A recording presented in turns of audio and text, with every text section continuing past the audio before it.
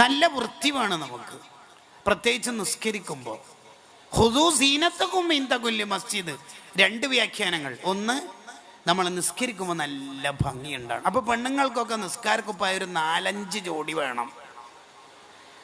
ആ കരിമ്പം കുത്തിയ ഡെക്കറേഷൻ നിസ്കാരക്കുപ്പായം മിക്കവാറും അത് മണപ്പിച്ചാൽ അനസ്തേഷ്യക്ക് വിധേയമാകും വിധം, ഞാൻ ബാക്കി പറയണ്ടല്ലോ, ഒറ്റ നിസ്കാരക്കുപ്പായം, ഒറ്റൊന്ന്. ആ താത്താനോട് വെറുതെ ചോദിച്ചു നോക്കി എത്ര ജോഡി ഡ്രസ്സുണ്ട്. 2 കൊല്ലം മുമ്പാണ് സെൻസസ് ലാസ്റ്റ് നടന്നത്, അന്ന് 32 ജോഡിയായിരുന്നു. പിന്നെ എണ്ണാൻ കഴിയുന്നില്ല ഉസ്താദേ എന്ന് പറയും. 1 ജോഡി നിസ്കാരക്കുപ്പായം. എൻ്റെ നാട്ടിലൊരു സ്ത്രീ ഉണ്ടായിരുന്നു, ഈ അടുത്ത് മരിച്ചു പോയി, അവരെ ഖബർ അല്ലാഹു സ്വർഗ്ഗമാക്കട്ടെ. 5 ജോഡി നിസ്കാരക്കുപ്പായം. അവരെപ്പോഴും നിസ്കരിക്കുമ്പോൾ സുഗന്ധം പുരട്ടും. പുറത്തു പോകുമ്പോൾ താത്താമാർ സുഗന്ധം പുരട്ടരുത്. അവർ മരിക്കുന്നതിൻ്റെ രോഗത്തിൽ കിടന്ന കാലത്ത് ഒരു ദിവസം 10 ജുസ് ഖുർആൻ ഓതും. ഒരു ദിവസം. മരിക്കുമ്പോൾ എനിക്ക് വേണ്ടപ്പെട്ട എൻ്റെ കുടുംബത്തിൽപ്പെട്ട ആളെന്നെ അവിടെ അടുത്ത സ്ത്രീയായിട്ടുണ്ടായിരുന്നു എൻ്റെ കുടുംബത്തിൽ. അവർ പറയുന്നുണ്ട്, നല്ല ഉറക്ക ദിക്റും ചൊല്ലിയിട്ടാണ് ആ ഉമ്മ ഈ ലോകത്തുനിന്ന് പോയത്. നിസ്കാരത്തിന് വല്ലാത്ത ബഹുമാനം. ആണുങ്ങന്മാരൊക്കെ വീട്ടിൽ നിന്ന് നിസ്കരിക്കുമ്പോൾ കാണുന്നുണ്ടെങ്കിൽ ലുങ്കിയും ഒരു ബനിയനും വന്നു. കാർഗിൽ യുദ്ധത്തിൽ വെടിയേറ്റ് 4 ദ്വാരങ്ങളുള്ള ഒരു ബനിയൻ. എന്നിട്ട് വൈഫിനോട് പെട്ടെന്ന് ഡ്രസ്സരുടെ നിസ്കരിക്കട്ടെ. ഇതല്ലേ നമ്മളെ മക്കൾ കണ്ടു പഠിക്കുക. ഖുദൂ സീനത്തകും ഇൻദ കുല്ലി മസ്ജിദ്. രണ്ടാമത്തെ വ്യാഖ്യാനം, പള്ളിയുടെ പരിസരം എപ്പോഴും വൃത്തിയുണ്ടാവണം. പള്ളിയുടെ പരിസരം എപ്പോഴും വൃത്തിയുണ്ടാവണം. എപ്പോഴും. നമ്മുടെ നാട്ടിൽ ലക്ഷങ്ങൾ ചിലവാക്കിയിട്ട് പള്ളിയൊക്കെ എടുക്കും, ശരിയാണ്. ചെറിയൊരു ക്യാഷ് ചിലവാക്കിയാൽ ആയിരങ്ങൾക്ക് ഖിയാമത്ത് നാൾ വരെ ലക്ഷക്കണക്കിന് സുന്നത്തെടുക്കാൻ പറ്റും. ആ ഒള്ളൊടുക്കുന്ന പൈപ്പും മറ്റൊക്കെ കിബലക്ക് തിരിയുന്ന രീതിയിൽ ഒള്ളൊടുക്കുന്ന പൈപ്പാക്കിയാൽ അത് ശ്രദ്ധിക്കൂല. അതേസമയത്ത് എത്രയാ AC, എത്രയാ സംവിധാനങ്ങൾ, എന്തെല്ലാമുണ്ട്. ഒന്ന് ആ സുന്നത്തൊന്ന് ശ്രദ്ധിക്കുന്ന കമ്മിറ്റിയിൽ ഒരാൾ അജണ്ട ഉണ്ടെങ്കിൽ, അല്ലെങ്കിൽ കമ്മിറ്റി ഭാരവാഹികളൊക്കെ ആവേണ്ടവരും അങ്ങനെയാണ്. വല്ല കൊടലുള്ളവർ കമ്മിറ്റിക്കാരനൊന്നും അജണ്ട ഇല്ല. നമ്മളെ നാട്ടിലെ കമ്മിറ്റിക്കാർക്ക് ആകെ അജണ്ട എന്ന് പറഞ്ഞാൽ, കഴിഞ്ഞ അബ്ദുറഹ്മാൻ ഹാജി പ്രസിഡൻ്റായപ്പോൾ 5 പോത്തിനെ അർത്ഥമുള്ളൂ, ഇക്കൊല്ലം 6 പോത്തിനെ അർത്ഥമുള്ളൂ. എല്ലാ കാര്യമായി പോയി. പിന്നെന്തെല്ലാം ചെയ്തത് എഴുതണമല്ലോ റിപ്പോർട്ടിൽ. ഒന്ന്, പിന്നെ മൂത്രച്ചോളിയിലെ ചെരുപ്പ് ത്രികോണാകൃതിയിൽ മുറിച്ചു കട്ടുകൊണ്ട് പോകുന്നതായിട്ട്. പിന്നെയോ പാട്ട പൈപ്പിന് കെട്ടിയിട്ടു ആടിനെ പോലെ. ഇതല്ലേ നമ്മൾ ആകപ്പാട് അജണ്ട. ഇതല്ല നമ്മളെ അജണ്ട. 10 കൊല്ലത്തിനുള്ളിൽ ഈ മഹലിൽ എത്ര ആലിമീങ്ങൾ രൂപപ്പെടണം, എത്ര ഗവൺമെൻറ് ഉദ്യോഗസ്ഥർ വരണം, എത്ര ഇന്ന കോഴ്സ് പൂർത്തിയാക്കുന്നവരുണ്ടാവണം. അതാ വേണ്ടത്, അതാ കിട്ടണ്ട നമുക്ക്. ദർസ് സംവിധാനങ്ങളൊക്കെ ഏറ്റവും നല്ല രീതിയിൽ മെച്ചപ്പെടുത്തണം, ആലിമീങ്ങളെ രൂപപ്പെടുത്തണം. എൻ്റെ വിഷയം ഞാൻ മാറ്റുന്നില്ല. അപ്പോൾ കാന അജ്മലന്നാസ്, നബി സല്ലല്ലാഹു അലൈഹി വസല്ലം തങ്ങൾ വളരെ ഭംഗിയുള്ള ആളാണ്. ഓൾറെഡി റസൂലുള്ളാഹിക്ക് ഭയങ്കര സൗന്ദര്യമല്ലേ, വിയർപ്പ് സുഗന്ധം, തങ്ങൾ ഒരു വഴിയിലൂടെ നടന്നു പോയാൽ സുഗന്ധം, ഒരാൾ കൈ പിടിച്ച് മുസാഫത്ത് ചെയ്താൽ അയാളുടെ കൈക്ക് സുഗന്ധം, എല്ലാ സുഗന്ധമല്ലേ. എന്നിട്ടും തങ്ങൾക്ക് ഈ ദുനിയാവിൽ ഏറ്റവും ഇഷ്ടപ്പെട്ട ഒരു കാര്യം സുഗന്ധമാണ്. അത്രയാണ്. അതെന്ത്? തശ്രീ അല്ലി ഉമ്മത്തിഹി, നമ്മളെ പഠിപ്പിക്കാനാണ്. തങ്ങൾ വീട്ടിലെത്തിയാൽ ആദ്യം എന്താണ് ചെയ്യുക എന്ന ചോദ്യത്തിന് ആയിഷുമ്മ പറഞ്ഞല്ലോ, ആദ്യം ചെയ്യുന്ന പരിപാടി മിസ്വാക്ക് ചെയ്യലാണ്. കേട്ടോ, ആദ്യം ചെയ്യുന്ന പരിപാടി മിസ്വാക്ക് ചെയ്യലാണ്. ഇത്രയും സൗന്ദര്യം കീപ്പ് ചെയ്ത ഒരാൾ ലോകത്തുണ്ടാവില്ല. അപ്പം നമ്മളും സൗന്ദര്യം കീപ്പ് ചെയ്യണം. നമ്മുടെ വസ്ത്രം അടിപൊളി വസ്ത്രമായിരിക്കണം. ആണുങ്ങന്മാരെങ്ങനെ മീശ വെട്ടേണ്ടത്? ചുണ്ടിൻ്റെ ചുവപ്പ് കാണത്തക്ക വിധത്തിൽ മീശ വെട്ടണം. ചുണ്ട് ചുവപ്പാവട്ടെ കറുപ്പാവട്ടെ അതെന്തും കളറാവട്ടെ, അതതിൻ്റെ ഒരു പ്രയോഗമാണ്. ചുണ്ടിൻ്റെ ചുവപ്പ് കാണത്തക്ക വിധത്തിൽ മീശ വെട്ടണം. ചിലർ ഇപ്പോഴത്തെ മീശ ഉണ്ട്, നമ്മളെ കൗമിൻ്റെ വേലത്താടിച്ച മീശ. ജ്യൂസെല്ലാം കുടിച്ചാൽ പകുതി ജ്യൂസ് മീശമല ഉണ്ടായാൽ, ബ്ലാക്ക് ആൻഡ് വൈറ്റ് മീശ ഡെക്കറേഷൻ. മുസംബി ജ്യൂസെല്ലാം കുടിച്ചാൽ എത്തടക്കഥ. മദീനയിൽ പോണ്ടല്ലേ. മുടി എങ്ങനെയാണ് മുറിക്കേണ്ടത്? വൃത്തിയിൽ മുടി മുറിക്കണം. മുടി വെക്കുകയാണെങ്കിൽ നല്ല ഭംഗിയിൽ വച്ചിരിക്കണം. ഫാസിക്കിങ്ങളുടെ സ്വഭാവം നമുക്ക് ഉണ്ടാകാൻ പാടില്ല. അവിടെ ഇവിടെയും ചേങ്ങലും ചെയിനും എത്ത കോലം. അവ നമ്മളെ വളരെ വൃത്തിയിലുണ്ടാവണം. ഭാര്യമാർ നമുക്ക് വേണ്ടി സുന്ദരിയാവൽ സുന്നത്തുള്ള പോലെ നമ്മൾ തിരിച്ചും വേണം. ഇന്ന് സ്ത്രീകൾ ഇവിടെ ക്ലാസ്സിന് വന്നിട്ടുണ്ടെങ്കിൽ അവർക്ക് ഏറ്റവും ഇഷ്ടപ്പെട്ട പോയിന്റ് അതായിരിക്കും. പറഞ്ഞോടുക്ക് ഉസ്താദേ, പറഞ്ഞോടുക്ക്, പലരും നാറിയിട്ടാണ് വരാറ് എന്ന് അവർ വിചാരിക്കുന്നുണ്ടാവും. പാവങ്ങൾ ഇവിടെ അവരുണ്ടോയെന്ന് എനിക്കറിയില്ല, ഒരു ഉദാഹരണം പറഞ്ഞു മാത്രം. ഉണ്ടോ? ഉണ്ടോ? നല്ല വൃത്തി ഉണ്ടാവണം. അഥവാ നബി സല്ലല്ലാഹു അലൈഹി വസല്ലം തങ്ങൾക്ക് കണ്ണാടി കിട്ടിയിട്ടില്ലെങ്കിൽ നളറ ഇലൽ കൂസ്, വെള്ളം നിറച്ച പാത്രത്തിലേക്ക് നോക്കിയിട്ട് ശരിയാക്കും അത്രേ. അത്രയും വൃത്തി കീപ്പ് ചെയ്ത ആളാണ് മുഹമ്മദ് റസൂലുള്ളാഹി സ്വല്ലല്ലാഹു അലൈഹി വസല്ലം. റസൂലുള്ളാഹിൻ്റെ ഒരു പേരെന്നെ ത്വാഹിർ എന്നാണ്, ഒരു പേരെന്നെ തങ്ങൾക്ക് അങ്ങനെ വൃത്തി വേണം. നമ്മൾ മിസ്വാക്ക് ചെയ്യണം. ഉറങ്ങാൻ നേരത്ത് ഉറങ്ങി എണീറ്റാൽ മിസ്വാക്ക് ചെയ്യുമ്പോൾ അതിൻ്റെ സുന്നത്ത് എന്ന് കരുതണം. നമ്മൾ എത്ര ആൾ അങ്ങനെ കരുതാറുണ്ടെന്ന് വെറുതെ ആലോചിച്ച് നോക്കിയേ. രാവിലെ ഉറക്കത്തുനിന്ന് ഉണർന്നാൽ, ബ്രഷ് ചെയ്യുമ്പോൾ രാവിലെ ഉറക്കത്തുനിന്ന് ഉണർന്നാലുള്ള മിസ്വാക്കിൻ്റെ സുന്നത്തിനെ എടുക്കുന്നു എന്ന് കരുതിയിട്ടില്ലെങ്കിൽ അതിൻ്റെ കൂലി എങ്ങനെ കിട്ടുക? ബ്രഷും തീരും, പേസ്റ്റും തീരും, കൂലി എങ്ങനെ കിട്ടും? മൂന്നാമത്തത് നബി സല്ലല്ലാഹു അലൈഹി വസല്ലം തങ്ങളുടെ ഒരു സ്വഭാവമാണ് അർഹമുന്നാസി ബിൽ അയാൽ. നബി സല്ലല്ലാഹു അലൈഹി വസല്ലം തങ്ങൾ കുടുംബത്തോട് വലിയ കരുണയാണ്, ഭയങ്കര കരുണയാണ് തങ്ങൾ, വിശേഷിച്ച് ഭാര്യമാരോട്, കുട്ടികളോട്. നിങ്ങൾ നോക്ക്, ആയിഷ ബീബി റളിയല്ലാഹു അൻഹ എന്തോ ഒരു കാര്യം ചെയ്തത് സിദ്ദീഖ് റളിയല്ലാഹു അൻഹു എന്ന ഉപ്പാക്ക് അത്ര പിടിച്ചിട്ടില്ല. സിദ്ദീഖ് റളിയല്ലാഹു അൻഹു ആയിഷ ബീവിനെ എന്ത് നബി തങ്ങളോട് അങ്ങനെ ചെയ്യാൻ പറ്റുമെന്നില്ല അർത്ഥത്തിൽ അടിക്കാൻ വേണ്ടി പോയപ്പോൾ നബി സല്ലല്ലാഹു അലൈഹി വസല്ലം പറഞ്ഞു വേണ്ട വേണ്ട വേണ്ട വേണ്ട, ഇടയിൽ മധ്യത്തിൽ നിന്നിട്ട് വേണ്ട വേണ്ട. സിദ്ദീഖ് റളിയല്ലാഹു അൻഹു പോയി, ദേഷ്യം പിടിച്ചിട്ട് തന്നെ പോയത്. അന്നേരം ആയിഷ ബീവിനോട് നബി സല്ലല്ലാഹു അലൈഹി വസല്ലം തങ്ങൾ എന്താ പറഞ്ഞറിയോ? ഞാൻ ഇടയിൽ നിന്നോണ്ടാണ് ആ മനുഷ്യൻ്റെ ഒന്ന് അടി കിട്ടാതിരുന്നത്. ആയിഷ ബീവിക്ക് ചിരി വന്നു. നബി സല്ലല്ലാഹു അലൈഹി വസല്ലം തങ്ങൾ പ്രയോഗിച്ച പ്രയോഗം കണ്ട, ഞാൻ ഇടയിൽ നിന്നോണ്ടല്ലേ ആ മനുഷ്യൻ്റെ ഒന്ന് അടി കിട്ടാതിരുന്നത് എന്ന് പറഞ്ഞത് എന്തുകൊണ്ടാണെന്നറിയോ? നിൻ്റെ ഉപ്പാര കയ്യിൽ നിന്ന് പറഞ്ഞ് അമ്മോശനെ പുതിയാപ്പിള കുറ്റം പറഞ്ഞാൽ ഭാര്യക്ക് വിഷമവും, അതെൻ്റെ ആയിഷക്ക് താങ്ങാൻ കഴിയില്ല. അതുകൊണ്ടാണ് സിദ്ദീഖ് തങ്ങളുടെ പേരും പറഞ്ഞിട്ടില്ല, മോളെ ഉപ്പാന്നും പറഞ്ഞിട്ടില്ല, ആ മനുഷ്യൻ ഒറ്റ സ്റ്റോപ്പ് ചെയ്തു.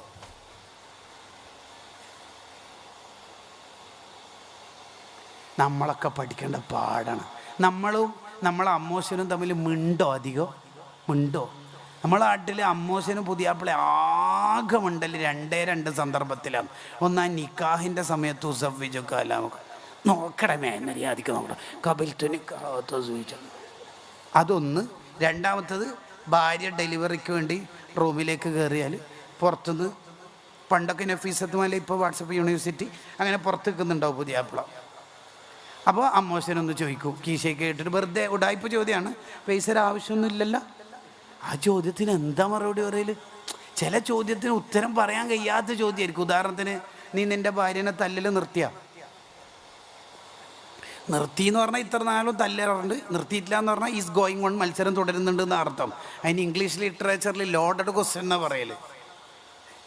ഇതാണ് ആകെ നമ്മളെ നാട്ടിൽ മിണ്ടൽ. പിന്നെ മിണ്ടും, അത് നമുക്കാർക്കും മനസ്സിലാവില്ല. അമ്മോശനായിട്ട് ഇരിക്കുന്നുണ്ടെങ്കിൽ പുതിയാപ്പിള കയറി വരും, ഇതുവരെ അങ്ങനത്തെ ഒരു ഭാഷ നമ്മളെ ഐക്യരാഷ്ട്രസഭേൻ്റെ അണ്ടറിലില്ല. ഏതാ ഇത് ഭാഷ? മിണ്ടൂല. അങ്ങനെയാണ് നമ്മുടെ കുടുംബത്തിലൊന്നൊരു മട്ടത്തിലല്ലെങ്കിൽ അതൊരു പ്രശ്നമാണ്. നമ്മൾ ആദ്യം റാങ്ക് വാങ്ങേണ്ടത് നമ്മളെ കുടുംബത്തിൽ നിന്നാണ്. ഭാര്യൻ്റെ ഉപ്പ, സ്വന്തം ഉപ്പ, നമ്മുടെ രണ്ട് ഉമ്മമാർ, അവരുടെ അടുത്തു നിന്നൊക്കെ നല്ല അഭിപ്രായം നമ്മൾ വാങ്ങണം. നിങ്ങൾ കണ്ടോ, ഹംസ റളിയല്ലാഹു അൻഹു ഉഹദിൽ കൊല്ലപ്പെട്ടപ്പോൾ നബി സല്ലല്ലാഹു അലൈഹി വസല്ലം തങ്ങൾ ഹംസ റളിയല്ലാഹു അൻഹുവിൻ്റെ ആ തിരുശരീരം നോക്കിയിട്ട് പറഞ്ഞത് എന്താ? യാ ഹംസ ഇന്നക വസൂലല്ലി റഹിമി, നിങ്ങൾ കുടുംബം വന്ന് ചേർക്കുന്ന ആളല്ലേ. ഇതിനെ വിശദീകരിച്ച് ഇബ്നു ഹജർ റഹിമഹുല്ല പറയുന്നുണ്ട്, ഇങ്ങനെ എന്തിനാ ഹംസ റളിയല്ലാഹുവിൻ്റെ മുഖത്ത് നോക്കിയിട്ട് അങ്ങനെ പറയാൻ കാരണം? അത് വലിയ ക്വാളിറ്റി ഒരു മനുഷ്യന്.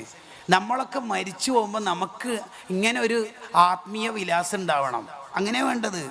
ഹംസ റളിയല്ലാഹുവിൻ്റെ ശരീരം, മയ്യത്തായ ശരീരം നോക്കിയിട്ട് പറഞ്ഞ വാക്കാണ് ഇന്നക്ക വസൂലല്ലി റഹിമി, ഹംസ നിങ്ങൾ കുടുംബത്തിനെ നല്ലോണം നോക്കുന്ന ആളല്ലേ. ആ സർട്ടിഫിക്കറ്റ് നമ്മളൊക്കെ മരിച്ചതിനാണ് വേണ്ടത്. മഹ്മൂദാജി മരിച്ചോട്ടോ. ഏത് മഹ്മൂദാജി? നമ്മളെ പള്ളിയുടെ അടുത്തുള്ള പെങ്ങന്മാരെല്ലാം പൊന്നുപോലെ നോക്കുന്ന ആളാ. എത്രയാ ചാക്ക് അരിയെല്ലാം ഓരോ പെങ്ങന്മാരുടെ വീട്ടിലേക്ക് കൊണ്ടിടൽ. അതാ സർട്ടിഫിക്കറ്റ് വേണ്ടത്, വേറൊന്നുമല്ല. അങ്ങനെ ഒരു ആത്മീയ വിലാസം നമുക്ക് കിട്ടണം. ആദ്യമായിട്ട് ജിബ്രീൽ അലൈഹി ഇസ്ലാമിനെ കണ്ടപ്പോൾ ബേജാറായിട്ട് ഖദീജ ഉമ്മാൻ്റെ അടുത്തേക്ക് നബി സല്ലല്ലാഹു അലൈഹി വസല്ലം തങ്ങൾ വന്നപ്പം പറഞ്ഞല്ലോ, അള്ളാഹു തങ്ങളെ കൈവിടൂല നബിയെ. അതെന്തേ? ഇന്നകല തസിലുർ റഹിമ, തങ്ങൾ കുടുംബബന്ധം ചേർക്കുന്ന ആളല്ലേ. ഖദീജ ബീവി ഓൾറെഡി കുടുംബബന്ധം ചേർക്കുന്ന സൽക്കാരപ്രിയൊക്കെ ഭയങ്കര സംഭവം. ഖദീജ ബീവിനെ മറികടക്കുന്ന ക്വാളിറ്റി ഉള്ളതുകൊണ്ടാണ് ഖദീജ ബീവി പറയണത് ഇന്നകല തസിലുർ റഹിമ, നിങ്ങൾ കുടുംബബന്ധം ചേർക്കുന്ന ആളല്ലേ. നബി സല്ലല്ലാഹു അലൈഹി വസല്ലം തങ്ങൾക്ക് ലോകത്ത് എത്ര ക്വാളിറ്റി ഉണ്ട്. എന്തിനിപ്പോൾ ഖദീജ ബീവി ഫസ്റ്റ് തന്നെ അത് പറഞ്ഞത്? അതിന് ഇബ്നു ഹജർ ഹൈതമി തങ്ങൾ ഈ വിഷയം വിശദീകരിക്കാൻ എഴുതിയ ഒരു കിതാബുണ്ട്, അസ്നൽ മത്വാലിബ് ഫീ സിലത്തിൽ അർഹാമി വൽ അഖാരിബ്. അതിൽ പറയുന്നുണ്ട്, ഒരു മനുഷ്യൻ ഉണ്ടാവേണ്ട ഏറ്റവും ടോപ്പ് കുടുംബബന്ധം ചേർക്കല. അതാ നമുക്ക് ഉണ്ടാവേണ്ടത്. ഭയങ്കര തഹജ്ജുദ് അല്ല ഉണ്ടായിക്കോട്ടെ, നല്ല തന്നെ, പക്ഷേ കുടുംബബന്ധം ചേർക്കണം. ദുആഇന് ഉത്തരം കിട്ടുന്ന രാത്രി ഉണ്ടല്ലോ, ലൈലത്തുൽ ഖദർ ബറാത്ത് എന്നൊക്കെ പറയണ ആ രാത്രിയിൽ കുടുംബബന്ധം ചേർക്കുന്ന ആൾക്ക് ഒരു ഓഫറും കൊടുക്കണ്ട എന്ന് മലക്കളോട് റബ്ബ് ഓർഡർ ഇടും. ഓന് രാത്രി മുഴുവൻ ഉറക്കോയിട്ട് ഇബാദത്ത് ചെയ്തിട്ടും ദ്വാരന്നിട്ടും കാര്യമില്ല, ഓൻ്റെ ദ്വാ സ്വീകരിക്കണ്ട. കുടുംബത്തിൽപ്പെട്ട ഒരാൾ നമുക്ക് കഴിവുള്ള ഒരു കാര്യം സഹായം ചോദിച്ചു, ആ പാവത്തിന് കഴിയുന്നില്ല, നമുക്കത് കൊടുക്കാൻ കഴിയും, എന്നിട്ടും നമ്മൾ കൊടുക്കാതിരുന്നാൽ നമ്മൾ അള്ളാഹിനോട് ചോദിക്കുന്നത് കിട്ടാതിരിക്കാൻ ഒരു സാധ്യത ഉണ്ട് എന്നാണ് പറയണത്. സാധ്യത ഉണ്ട്. നമ്മളെപ്പോഴും അത് ശ്രദ്ധിക്കണം. നല്ല കുടുംബബന്ധം ചേർക്കുന്നവരാവണം. അല്ലാഹു അക്ബർ. നമ്മുടെ സയ്യിദ് അവറുകൾ നമ്മുടെ വേദിയിലേക്ക് വരുന്നു. അല്ലാഹു അക്ബർ, അല്ലാഹു അക്ബർ, അല്ലാഹു അക്ബർ വലില്ലാഹിൽ ഹംദ്.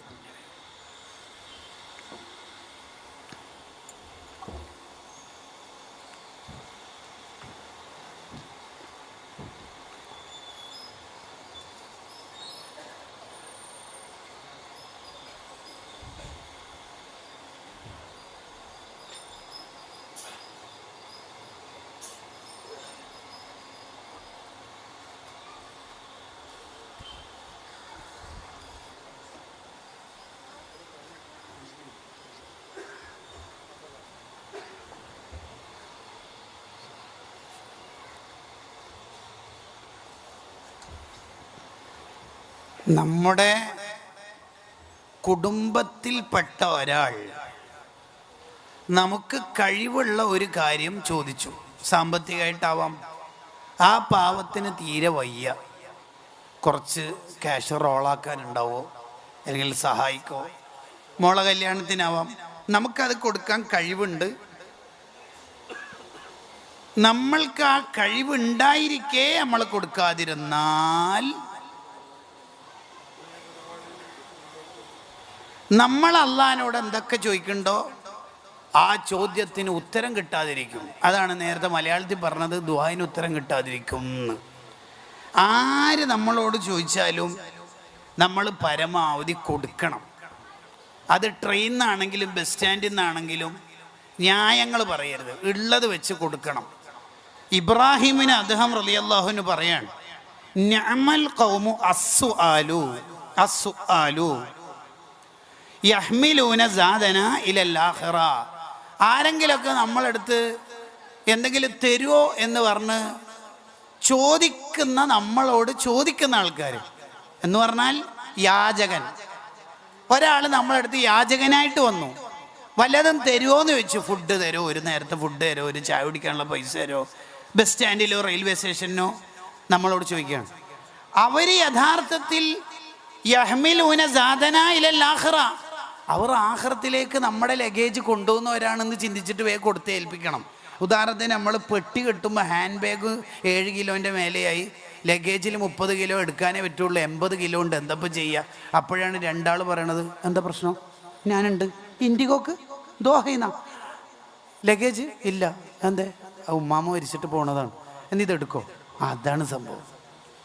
ആരെങ്കിലുമൊക്കെ നമ്മളോട് ചോദിച്ചു വരുന്നുണ്ടെങ്കിൽ ആഖിറത്തിലേക്ക് നമ്മുടെ ലഗേജ് കൊണ്ടുപോകുന്നവരാണ് എന്ന് ചിന്തിച്ച് അവർക്ക് കൊടുക്കുക വേണ്ടത്. അതാണ് മഹാനവറുകൾ പറയണത്, അസ്സായിലു ബരീദുൽ ആഖിറ, ആഖിറത്തിലേക്കുള്ള നമ്മുടെ അംബാസിഡറാണ് ചോദിച്ചു വരുന്നവർ. യജീഉ ഇലാ ബാബി അഹദിക്കും യഖൂലു ഹൽ തുഹജ്ജിഊന ഇലാ അഹ്ലിക്കും ബിശൈഇൻ, നിങ്ങളെ മരിച്ചവർക്കാർക്കെങ്കിലും എന്തെങ്കിലും എത്തിക്കാനുണ്ടോ എന്ന് ചോദിക്കുമല്ലോ, എന്നുപോലെ ഒരു ചോദിച്ചിട്ട് വരികയാണ് സംഭവം. അപ്പോൾ കളക്ഷന് വരുമ്പോൾ നമ്മൾ ചിന്തിക്കേണ്ടത്, മോനോട് ഇങ്ങനെ പറഞ്ഞാലോ, എന്ത് ഒപ്പില്ല എന്ന് പറയണേ, അങ്ങനെയല്ല ചിന്തിക്കേണ്ടത്.